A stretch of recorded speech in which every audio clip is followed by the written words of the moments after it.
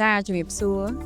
នាងខ្ញុំឈ្មោះនប់ចន្ទានាងខ្ញុំជាម្ចាស់អាជីវកម្មចន្ទាខ្មែរ Recycle ដែលក្រុមហ៊ុនរបស់យើងបានផ្ដោតទៅលើការប្រមូលដបប្លាស្ទិកដែលយើងអាចហៅថាដបអេតចាយដើម្បីយើងយកមកកែច្នៃទៅជាវត្ថុធាតុដើមជាថ្មីដែលយើងអាចប្រើប្រាស់ទៅជា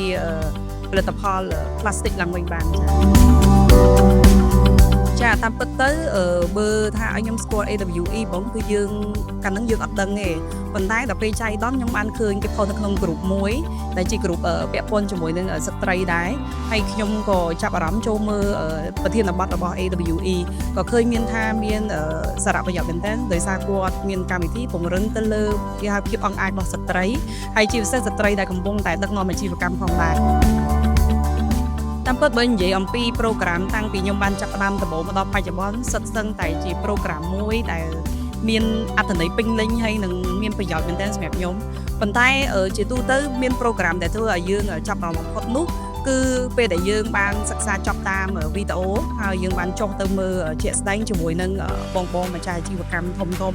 មានទាំងក្រុមហ៊ុន International ដែលមានទីតាំងនៅស្រុកខ្មែរក៏ដូចជាក្រុមហ៊ុននៅស្រុកខ្មែរដែលបង្កើតដោយកូនខ្មែរផងដែរចាមានថាយើងអាចរៀនសូត្រជាក់ស្ដែងអំពីការបទពិសោធន៍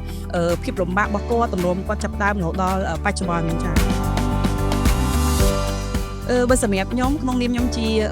អ្នកដែលបានចូលរួមផ្ទាល់នៅក្នុងកម្មវិធី AWE ខ្ញុំជឿជាក់ថាវាជាកម្មវិធីមួយដែលមានសារៈប្រយោជន៍មែនទែនជាពិសេសគឺស្ត្រីដែលគាត់ចង់ពង្រឹងសមត្ថភាពគាត់បន្ថែមនៅក្នុងការពង្រីកនៅភាពជាអ្នកដឹកនាំក៏ដូចជាយើងចង់ទទួលបានបទពិសោធន៍ថ្មី